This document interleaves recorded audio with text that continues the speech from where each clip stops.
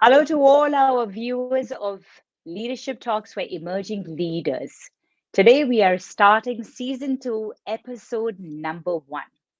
Leadership Talks for Emerging Leaders is for all those emerging leaders who are on this path of transformation and are looking for ideas from leaders who have gone through this journey.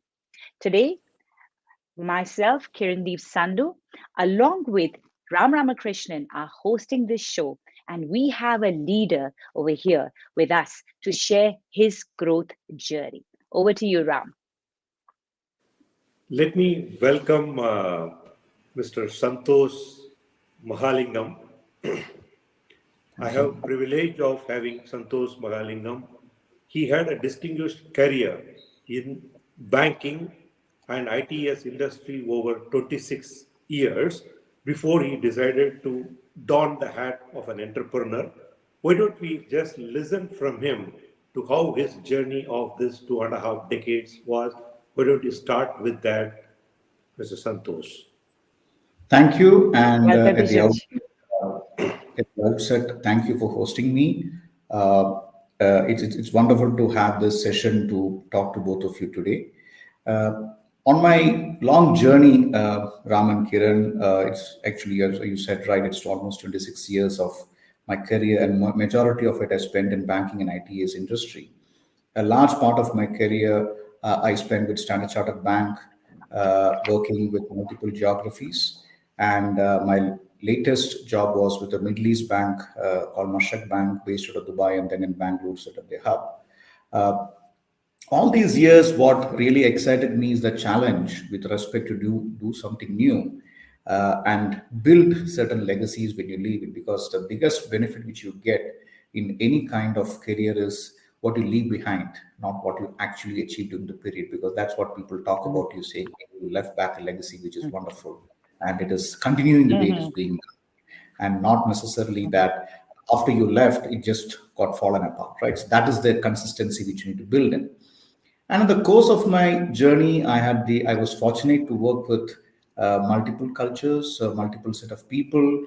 I was supporting almost 5 countries in my work with Standard Chartered, and later in Middle East, I would have worked with almost 30 to 40 nationalities. And what I learned over a period of time is how best you can change yourself to suit their kind of culture than trying to adapt somebody else. That's something which I learned long back, saying you cannot change others too much, you have to change yourself.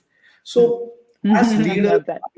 constantly evolving ourselves, constantly learning, constantly adapting to situations, constantly fine-tuning ourselves to extract the best from the people whom we are working with, and also understanding the nuances of each person.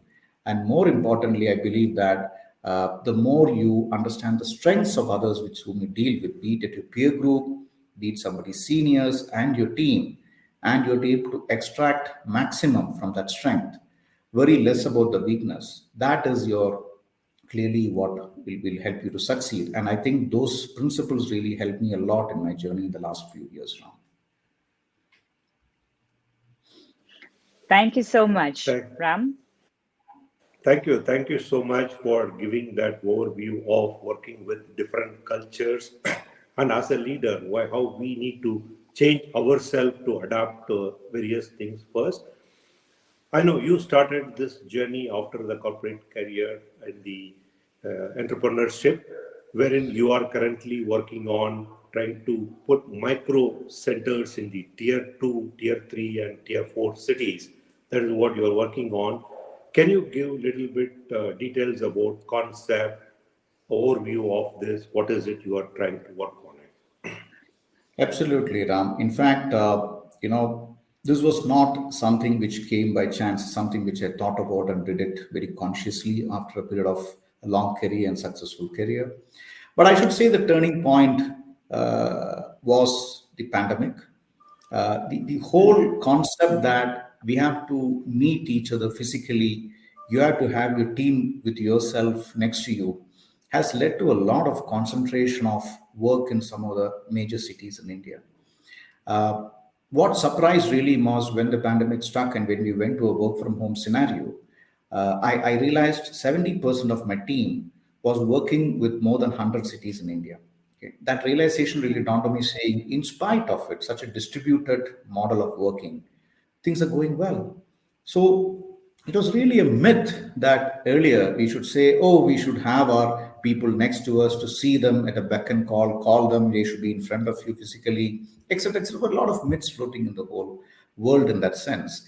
And if you look at in that sense, what has happened in a social economic impact is that the entire ITS or BPO industry in India, which is fueling a lot of growth, and many of the industries in India are concentrated in just 10 cities. Okay? Just 10 cities where the growth is, and you could see the cities are choking. And if you're living in a city like Bangalore, where I live today, to travel 20 kilometers, I took 2 hours. Okay. Complete waste of productive time. Multiply that with the millions of people who are spending that unproductive time. What could have done wonders with the economy and their own output they can give to the country. So this dawned upon us, and then really said that the future growth, if at all, has to happen in a country like India, has to be from the small towns. And today, Mm, people are working for small towns. They moved back. They are working there successfully.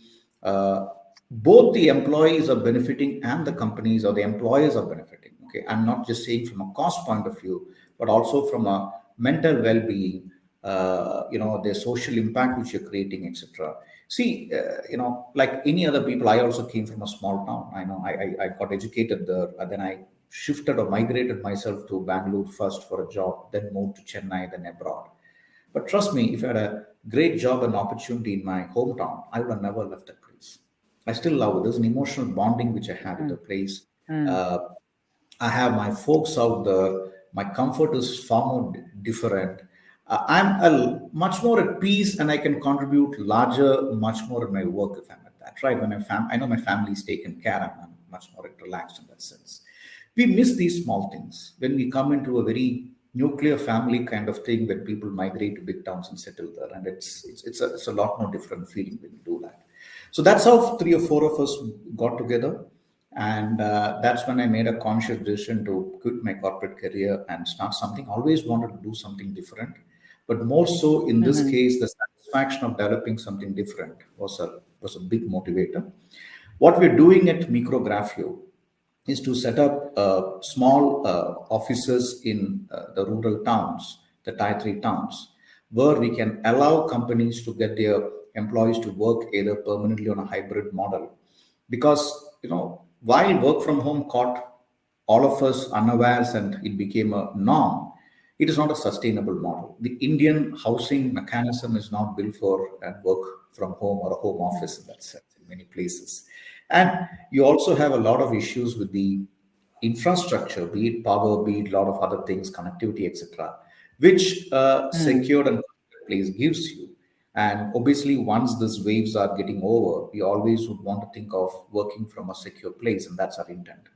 And to us, we are living the name of the company. Micro Graphio in Greek means small office. Micro is small, mm, Graphio is office. That is really what we are into. We are into the business of creating small offices in rural towns where professionals, employees, and companies can, engage themselves, work together, and a very secure and connected environment.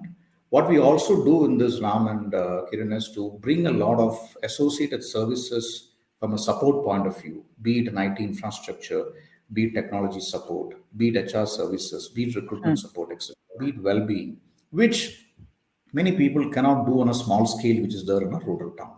So that is a core proposition. We not only give an office space to them, but we also give a lot of assistance in much other areas. So what we call ourselves is a company which provides workspace, we provide workforce, and we provide essentials to them. So that is the fundamental model we are in, because that allows many companies to focus on their core and leave the rest for us to manage.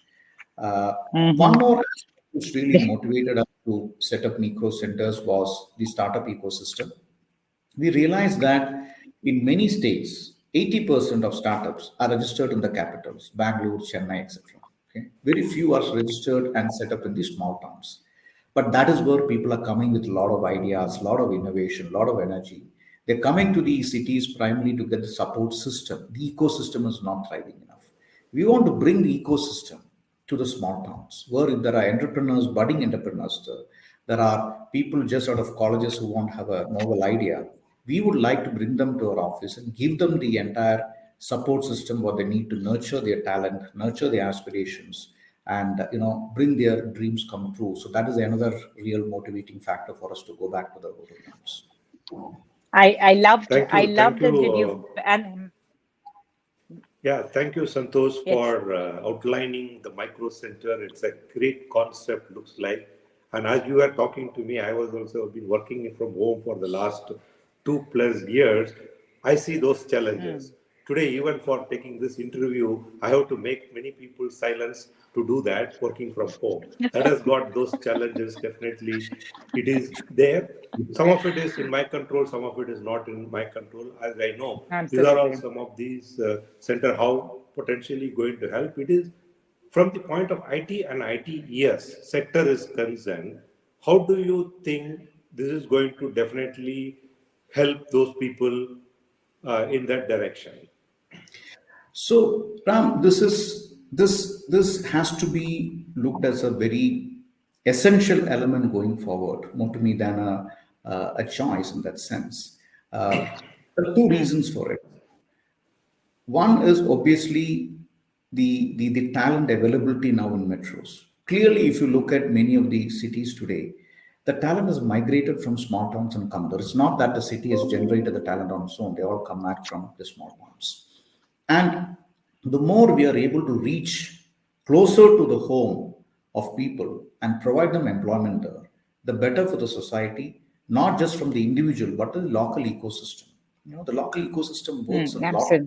better have these kind of money being generated there than being generated in a city and spent, right? Mm, Number one is that. Number two, going forward for any company, like it is an issue every year, cost optimization is very important. Metros are becoming costly, not just from a real estate point of view, but from a cost of living point of view also. So the more you go towards small towns, the cost of acquisition of an employee, the cost of the employee cost in terms of salaries and benefits, etc. The other hidden cost which you typically pay to an employee in a city like transport, for example, in Bangalore, I see every day some hundreds and thousands of cabs running around, dropping people. You don't need that in a small town. The distance is small. That way, there are mm, a lot of savings for a company to go to a small town and set up these small centers. And for them, it is primarily to me from an ITS industry point of view, it is just a couple of objectives which will drive this distributed model of work. One is cost optimization. Number two is talent availability and outreach, because you just cannot, going forward, the demand India is experiencing and the exponential growth which the industry is going to experience in the next few years, restrict your operations to the metros and expect talent to come there and work for you. You have to go near the talent, mm. tap them, recruit them, train them, and nurture them. That's the only way to survive. So to me, it's not something which is a choice. As I said earlier, it will be an essential element of your strategy going forward. That is absolutely right. You are saying now, as we hear and from the news and various, what is it currently happening? When I was working in corporate, also we know that there is a certain amount of people can work from home, and which was not possible because of the luxury of those offices which we had, and we wanted to work there. In the new normal, I'm sure people are going to have certain good amount of population is going to be working from home.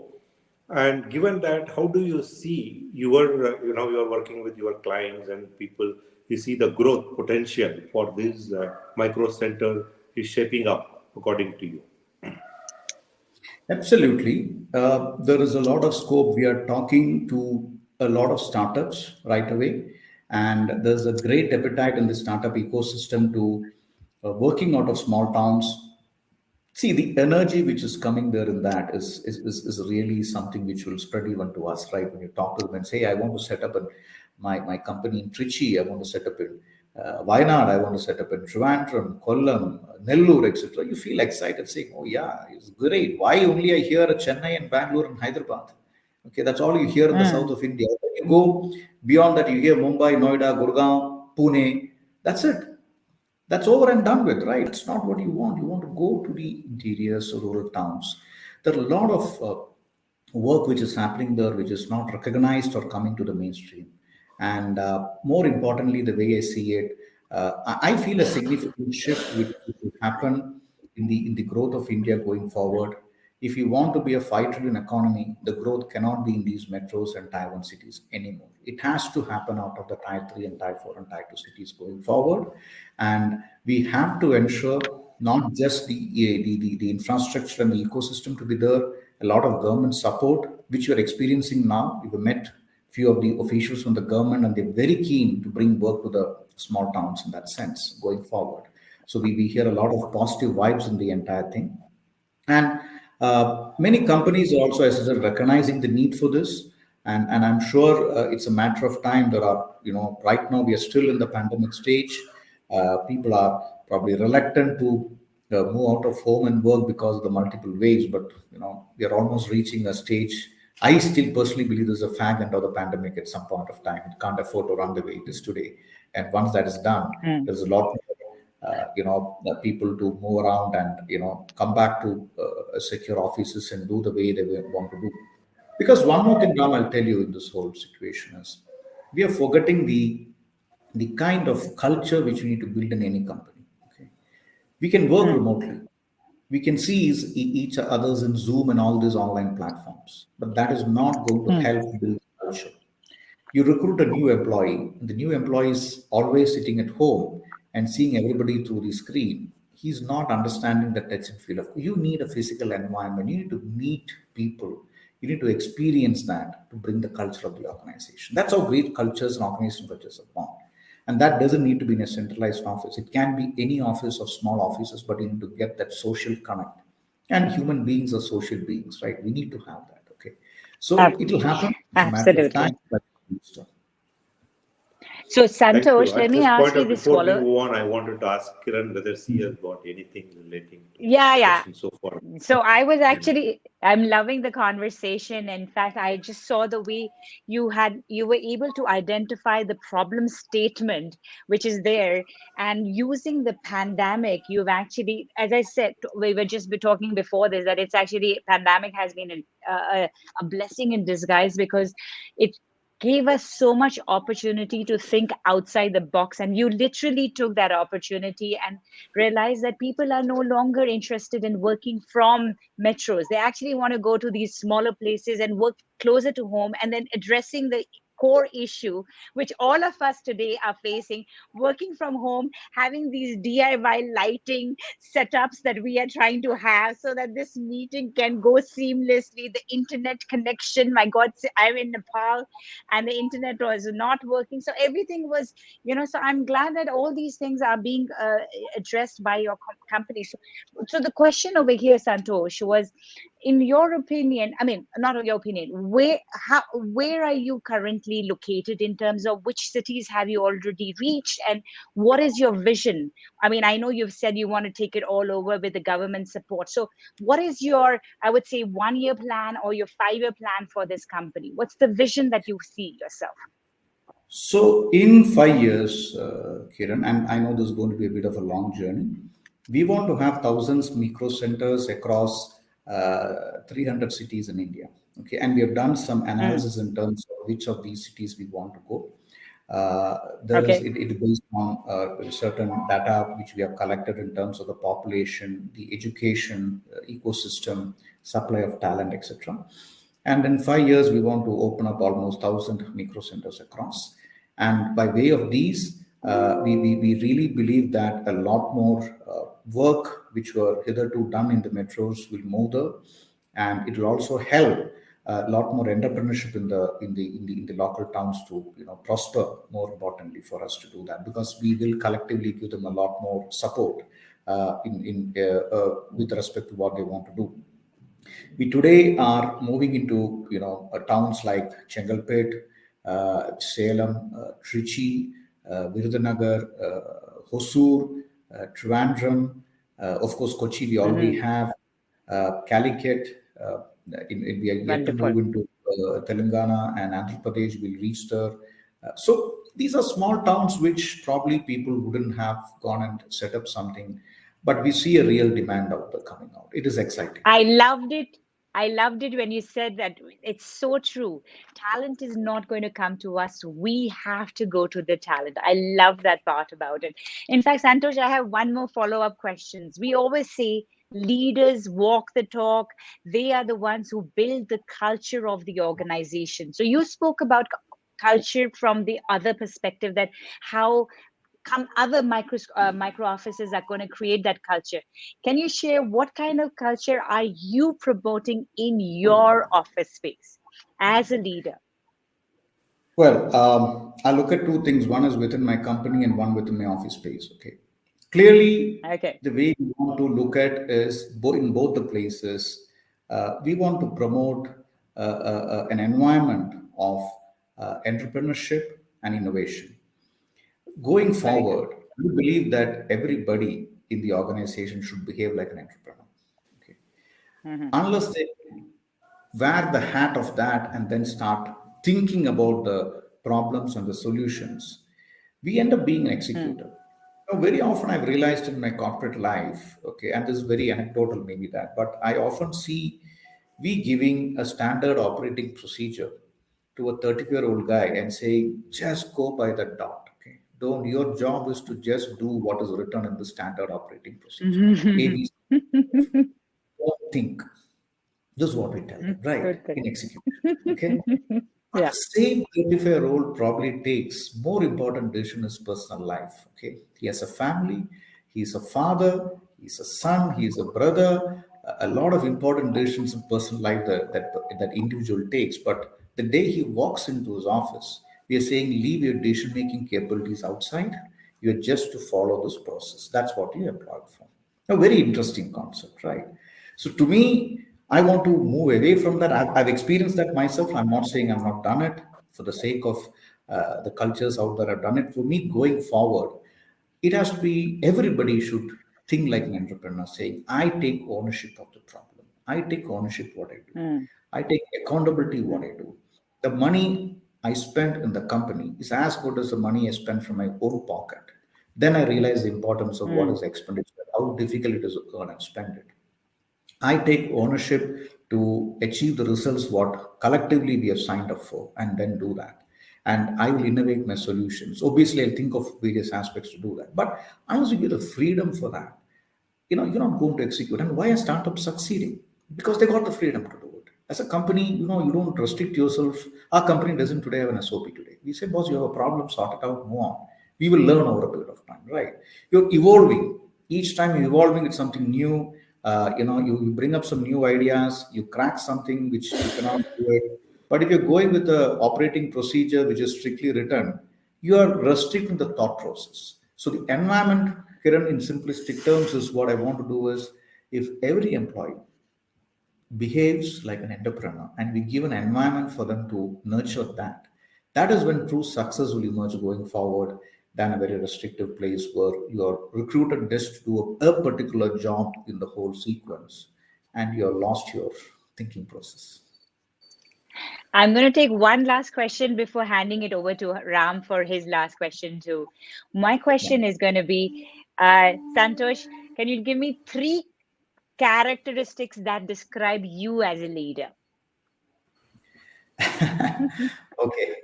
One is focus. Okay, Mm-hmm, I'm absolutely focused in terms of what I want to do. Second is responsibility. We own up. There mm-hmm, is no other place to go and leave it as saying blame somebody else. You own up for everything which you want to do. Uh, mm-hmm. and the third is innovation. I always look at Oh, it's creativity. Creativity. My strength is a bit of creativity in that sense. So you have to be so that creative to that find is what that's options. that's what you've exactly tried to bring in the culture when you're saying, because if you are innovative and you are allowing a responsibility, as you said, if everyone starts taking responsibility as an entrepreneur, the company will, every employee will feel that they are responsible for their own Absolutely. organization. So over to Absolutely. you, Ram, for your last question.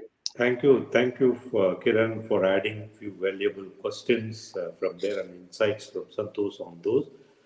The my last question to you Yes, I agree with you. One other thing is you need to go for look at the challenge and start looking at that is where as a leader we all start growing up, definitely. And I'm sure I wanted you to what would be your one message to emerging leaders during this tough time? What is that they need to look at, or what is that they should start doing it and start doing it? Uh, See, it's very difficult to create just one single message, but if I may summarize in a very different way, the world is changing. We have, as leaders, to uh, start accepting ambiguity and deal with that. There is no certainty. The world was never the same 2 years back. None of us accepted this. Second is adapt to change quickly. Change is the only constant. You're stuck to a particular point. You will have something new coming up every day. It's like who somebody told me this earlier. Every day is a new day. What you did yesterday is not applicable today. You have to go with that mind. So, in a nutshell, Ram, learn to live with ambiguity, understand that, and if you're not able to adapt to change very, very rapidly, you won't succeed. Wonderful. Thank you for that insight, and thank you for joining today and sharing your thoughts. And I think it is an innovative thought. Basically, what you started is the challenging time gave birth to this micrography of what is it you started and working on it. Definitely, I'm sure that is going to be the day, and people are going to that one, always that single idea which makes the difference. You had come up with it and doing it, and great plans to know about it. And I'm sure we will wish all the best for your this organization to grow leaps and bounds and benefit the entire tier two, tier three, tier four cities, and where we wanted to see more and more of employment generation and things are in better shape for Thank that. you. And with that, I'll end the session. Or Kiran, you have any closing thoughts? I would like to say thank you to Santhosh Mahalingam to be joining us today.